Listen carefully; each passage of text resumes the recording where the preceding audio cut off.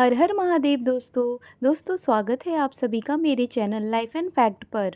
दोस्तों सावन का पावन महीना प्रारंभ हो चुका है। आज के हमारे इस वीडियो में हम आपके लिए सावन मास के प्रथम सोमवार की पौराणिक कथा लेकर आए हैं। एक समय की बात है, अमरपुर नामक एक नगर में अमीर साहूकार रहता था। उसके कोई संतान नहीं थे। वह बहुत दुखी रहता था। संतान प्राप्ति के लिए वह हर सोमवार कर भोलेनाथ की पूजा किया करता था। संध्या के समय मंदिर में जाकर भगवान शिव के आगे घी का दीपक जलाया करता था।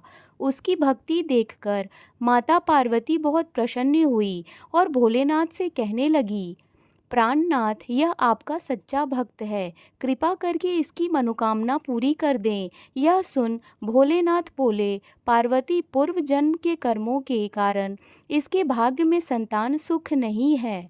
परंतु माता पार्वती नहीं मानी। तब भोलेनाथ ने स्वप्न में उस साहूकार को दर्शन दिए और संतान प्राप्ति के वरदान के साथ साथ यह भी बताया कि उसका पुत्र अल्प आयु होगा और उसकी आयु मात्र 16 वर्ष की होगी। यह सुनकर साहूकार प्रसन्न तो हुआ, परंतु साथ ही साथ चिंतित भी हो गया। यह सारी बात उसने अपनी पत्नी को भी बता दी। पुत्र के अल्प आयु होने की बात जानकर साहूकार की पत्नी भी बहुत दुखी हुई, लेकिन साहूकार ने सोमवार के व्रत का नियम नहीं छोड़ा। कुछ समय बाद साहूकार के घर में एक सुंदर पुत्र रत्न पैदा हुआ, जिसका नाम उन्होंने अमर रखा। अब अमर 11 वर्ष का हो गया था, तो साहूकार ने उसे अपने मामा के साथ शिक्षा ग्रहण करने काशी भेज दिया। साहूकार ने उन्हें रास्ते के लिए कुछ धन दे दिया और कहने लगा, तुम जहाँ भी रात्रि विश्राम करोगे वहीं यज्ञ आदि करके ब्राह्मणों को भोजन करवा देना। अमर अपने मामा के साथ यात्रा पर निकल पड़ा। रास्ते में वे एक राज्य में पहुंचा जहां राजकुमारी का विवाह हो रहा था, परंतु जिस राजकुमार से उसका विवाह होना था वह अचानक किसी कारण से एक आंख से अंधा हो गया।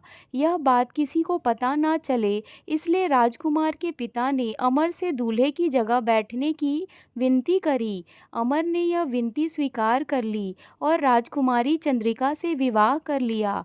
विदाई के समय अमर ने राजकुमारी चंद्रिका को सारी बात बता दी और उन्हें अपने पिता के घर छोड़कर काशी की ओर चल दिया। जब अमर 16 वर्ष का हो गया तब उन्होंने एक यज्ञ आयोजन किया और यज्ञ के बाद ब्राह्मणों को भोजन कराया और अन्न और वस्त्र दान भी दिए। उसी रात्रि निद्रा में अमर की मृत्यु हो गई। उसके मामा जोर जोर से रोने लगा।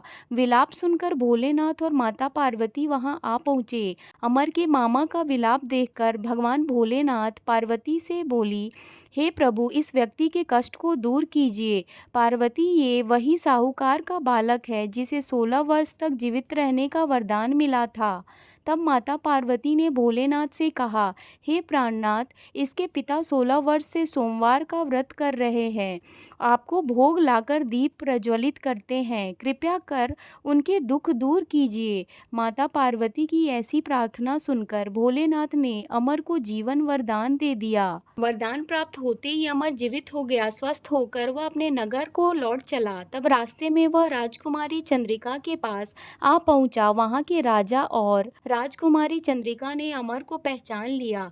राजा ने राजकुमारी चंद्रिका को अमर के साथ उसके घर की ओर विदा किया। वहीं दूसरी ओर साहूकार और साहूकारनी यह जानते थे कि 16 वर्ष की आयु में उनके पुत्र की मृत्यु निश्चित है। इस कारण वह बहुत दुखी रहते थे और कष्ट में अपना जीवन बिता रहे थे। तभी उनका पुत्र अमर राजकुमारी चंद्रिका के साथ घर पहुंच गया। अमर को अपनी नवविवाहित पत्नी के साथ देखकर साहूकार और साहूकारनी बहुत प्रसन्न हुई।